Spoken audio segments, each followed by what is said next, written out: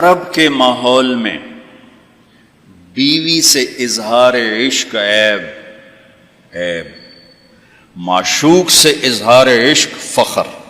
میری بات سمجھ میں آ رہی؟ بیوی سے محبت کا اظہار عیب تھا، رن مرید زن مرید، تو ہمارے ہاں بھی ہے، اور معشوق سے عشق یہ ایک فخر کی بات تھی۔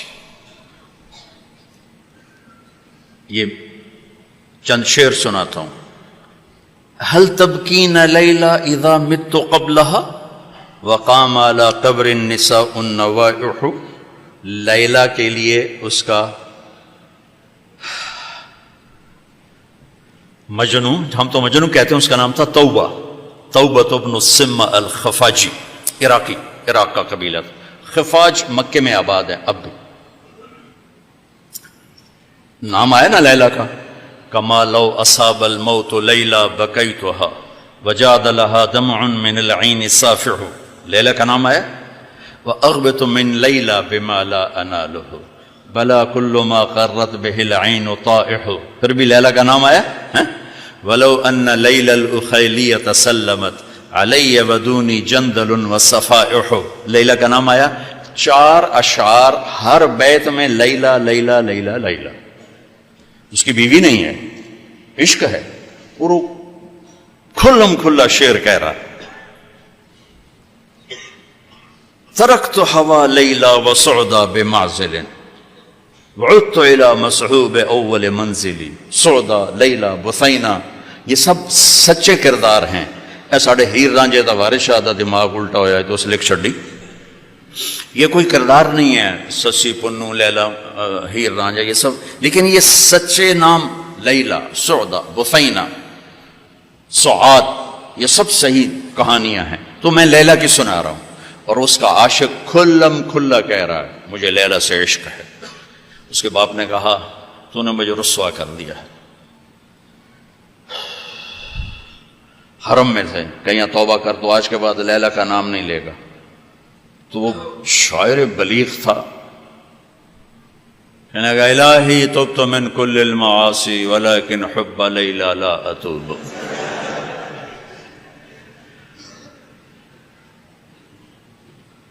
اللہم لا تسلبنی حبها ابدا ویرحم اللہ عبدا قال آمین۔ یہ 2 شعر پڑھ کے ابے کو سنا دیے کہ یا اللہ ہر گناہ سے توبہ، لیلا کی محبت سے نہیں، جو میری دعا پہ آمین کہے اس کا بھی بھلا کر دے۔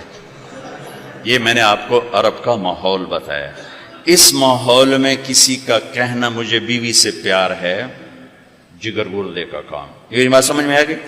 اب سنو، مسجد میں محفل ہے اور میرے نبی سے ایک شخص پوچھتا ہے یا رسول اللہ من احب الناس الیک، آپ کو سب سے زیادہ کس سے پیار ہے؟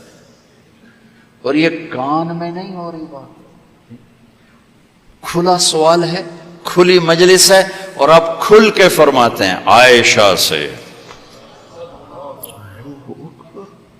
عائشہ سے۔ وہ سائل بھی ہل گیا، سننے والے بھی ہل گئے، بھی ایک ہی بڑی۔ اس نے جلدی سے سوال بدلا، یا رسول اللہ میرا مطلب ہے کہ مردوں میں سے کون پیارا ہے؟ تو آپ نے نبض اس کی دیکھ لی، تو اب آپ نے کہنا تھا ابو بکر سے، تو آپ نے کہا عائشہ کے ابا سے۔ ابوہا عائشہ کے ابا سے۔ میرے بچوں، میرے محترم اساتذہ و مفتیان، یہ زندگی پڑھانے کی ہے جو ان کے کام آئے گی۔ انشاءاللہ رفع یدین کرنے والے بھی جنت میں جائیں گے، نہ کرنے والے بھی جائیں گے۔ اگر کبائر سے اجتناب ہے، محرمات سے اجتناب ہے، تو اونچی آمین کہنے والی بھی جائیں گے، پست آمین کہنے والی بھی جائیں گے۔ یہ تو مختلف ہی چیزوں میں جنت جہنم کا پھر معیار نہیں رہ جاتا، پھر اولا غیر اولا کا معیار رہ جاتا ہے۔ لیکن جو چیزیں میں آپ کو زندگی کی بتا رہا ہوں، ان پر جنت اور جہنم کے فیصلے ہونے والے ہیں۔ تو اپنے گھروں کو اگر آباد کرنا ہے تو اپنے نبی والے خوبصورت اخلاق اپناؤ، جس سے میرا گھر آباد ہوگا، آپ کے گھر آباد ہوں گے۔ ایک آیت سنا دیتا ہوں جس میں پوری زندگی موجود ہے۔ ہن لباس لکم وانتم لباس لہن، تمہاری بیوی تیرا لباس ہے۔ یہ اس سے تشبیہ ہے. آپ کا کیا خیال ہے؟ میں ابھی کپڑے بدل کر آیا ہوں، اس پر میں چائے گراؤں گا، خود سالن گراؤں گا؟ بلکہ وہ ضیافت جب کپڑے پہنے ہو نا دھلے ہوئے، تو ہم آستینیں چڑھا کے کھانا کھاتے ہیں کہ کہیں آستین سالن میں نہ ڈوب جائے. سامنے ہم کوئی رومال رکھتے ہیں کہ اس پر کوئی سالن کا قطرہ نہ گر جائے، کوئی چائے نہ گر جائے، کوئی داغ لگے تو فوراً دھوتے ہیں. کبھی دیکھا کسی نے اپنا کرتا پھاڑنا شروع کر دیا ہو؟ میں قربان جاؤں، قرآن کیا کلام ہے. ایک لفظ میں پوری زندگی سمجھا دی کہ جتنا لباس کو بچاتے ہو اتنے اس رشتے کو بچا لو تو زندگی آباد ہو جائے. ہن لباس لکم وانتم لباس لہن. اللہ عورتوں سے بھی کہہ رہا ہے کہ تیرا خامن تیرا لباس ہے، اور ہمیں کہہ رہا ہے تیری بیوی تیرا لباس ہے. دونوں کو اللہ نے سمجھا دیا کہ جتنا لباس کی حفاظت کرتے ہو اتنا اس رشتے کی حفاظت کر لو تو گھر آباد ہو جائے. غریب کا بھی مالدار کا بھی. گھروں کی آبادی کا تعلق نہ علم سے ہے، نہ فتوے سے ہے، نہ پیسے سے ہے، نہ فقر سے ہے. گھروں کی آبادی میٹھے بول سے ہے، اچھے اخلاق سے، محبت سے، اظہار محبت سے. ڈاکٹر عبدالحی رحمۃ اللہ علیہ کی پڑھ رہا تھا میں واقعات، تو اس میں انہوں نے خود ہی اپنا ایک واقعہ ارشاد فرمایا کہ میں اپنے ایک مرید کے گھر گیا کھانا کھانے، تو کھانا بہت بڑھیا تھا. تو فرمایا کہ کس نے کھانا بنایا؟ کہا جی بیگم نے. کہا بلاؤ.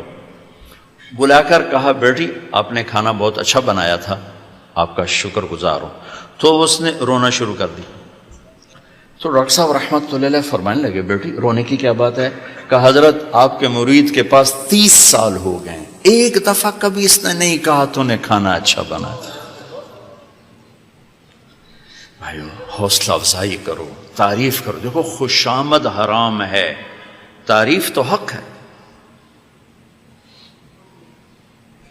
وہ جو آتا نا اس کے منہ میں مٹی ڈالو، اس سے مراد تعریف نہیں خوشامد.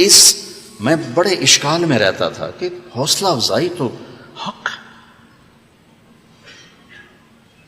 اور یہ آ رہا ہے کہ جو تعریف کرو اس کو منہ میں مٹی ڈالو. تعریف تو حوصلہ افزائی ہوتی ہے. پھر ابن ماجہ پڑھاتے ہوئے میرے سارے سوال حل ہو گئے. یا معاذ ایاک والتمادح فانہ الذبح. معاذ خوشامد سے بچنا، یہ ذبح کر دینا ہے. یہ جہاں جہاں یہ لفظ آتا ہے تعریف کرے منہ میں مٹی ڈالو، خوشامد خوشامد خوشامد. تعریف تو میرے نبی تعریف کر رہے، اپنے صحابہ کی کتنی تعریف فرما رہے،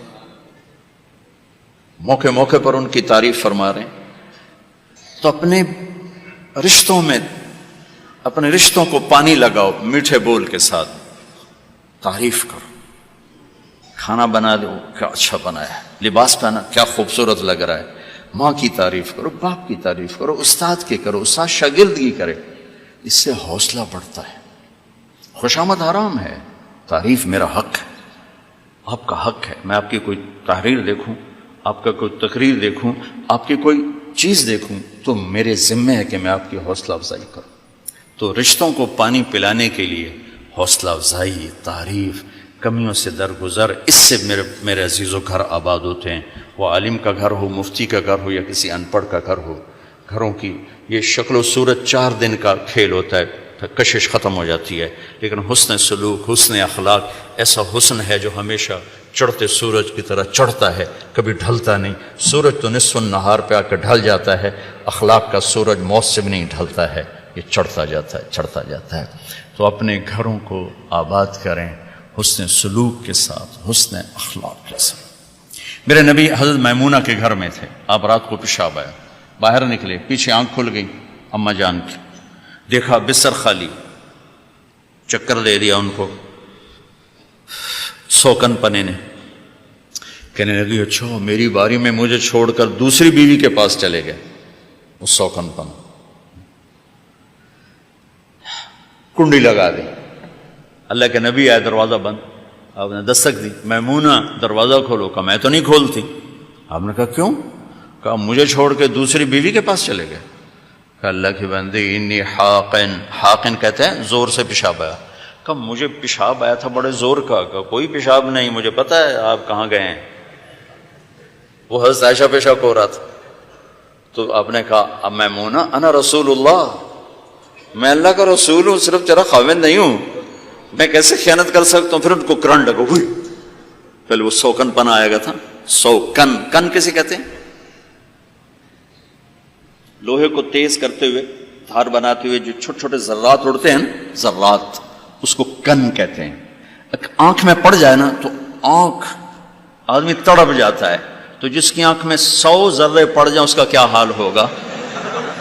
یہ ہے 100 کن، 100 کن اس سے ہے کہ آنکھوں میں 100 ذرے پڑ گئے،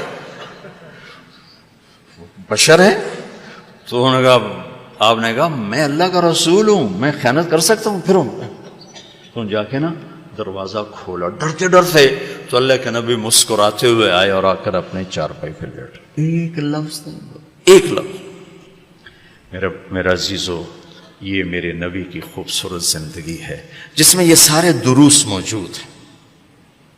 زندگی کو حسین بنانے کے لیے پیسہ نہیں چاہیے، اخلاق چاہیے، شکل صورت بھی نہیں چاہیے، اخلاق چاہیے، اچھے اخلاق، میٹھا بول۔